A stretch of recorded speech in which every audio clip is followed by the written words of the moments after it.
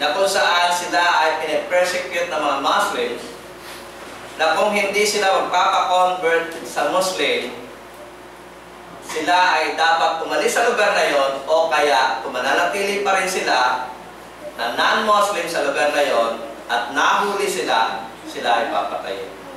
So, relevant itong ating po pinag-aaralan ngayon, timing. Yung ating pinag-aaralan, tumempo dun sa chapter 10 ng Hebrews, no? Tagal natin pinag-aaralan ito, pero tumempo dun sa chapter 10 na kung saan tempore dun sa nangyayari dun sa Middle East. So, hindi natin matatawaran ang mga taong ito. Na? Kung bakit ang mga ito ay sinulatan ng sumulat ng Hebrews na sabi nila, huwag nating pabayaan ang ating pagkakatipon gaya ng inuugali ng iba.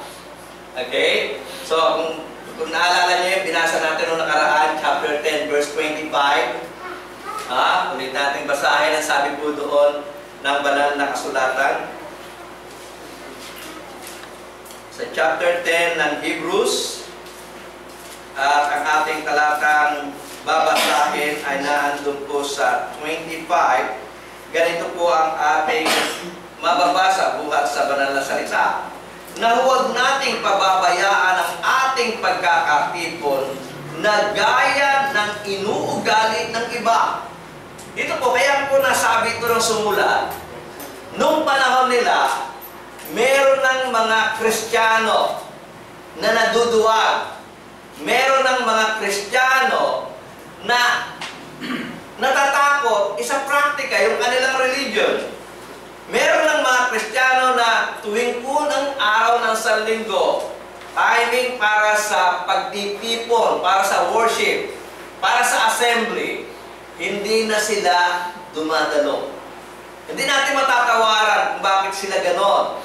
Sapagkat doon ay meron mga physical na persecution na nangyayari sa kanila. At doon rin sa Middle East ngayon, ganun rin ang nangyayari. Meron talagang physical na persecution na nangyayari sa kanila. Na naintindihan natin ang mga Kristiyano doon, natatakot. Diba? At hindi nakikipagtipon sa araw ng pagkakatipon. Pero sana maisip ninyo, dito po sa Pilipinas, hindi po nangyayari yun. Wala pong persecution sa atin. Kung tayo ay Kristiyano, meron tayong karapatan, meron tayong kalayaang isa praktika ito.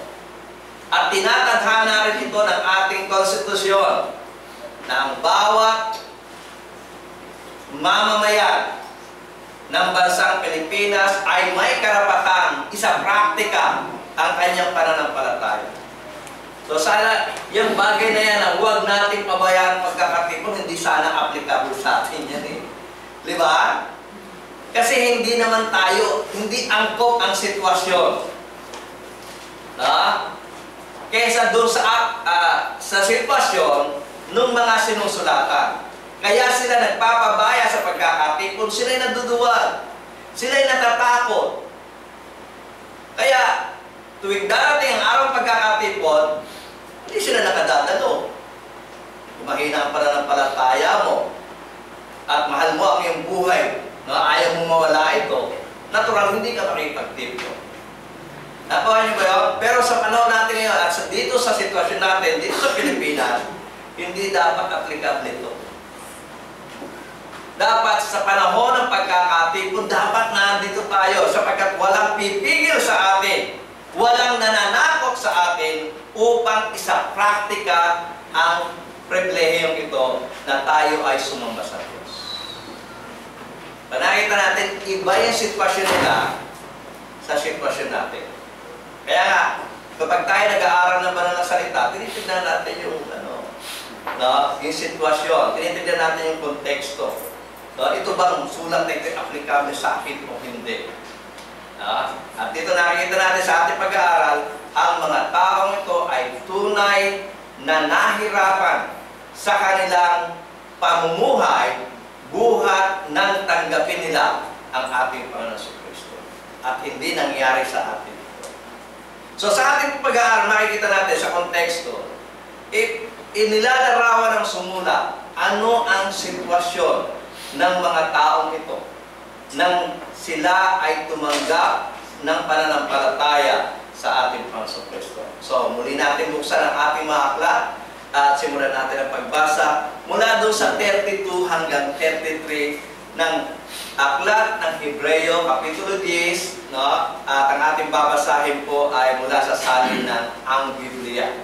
Okay, ang sabi po ng banal na kasulatan ay ganito. Dapat po ang alalahanin ang nakaraang araw. Nasa mga yaon, pagkatapos na kayo'y maliwanagan, ay nagtiis kayo ng malaking pakikilaban ng pagbabata. Tignan niyo po ang sitwasyon ng mga Kristiyanong ito na sinusulatan ng sumulat ng Hebrew. Okay? Balik tayo sa timeline.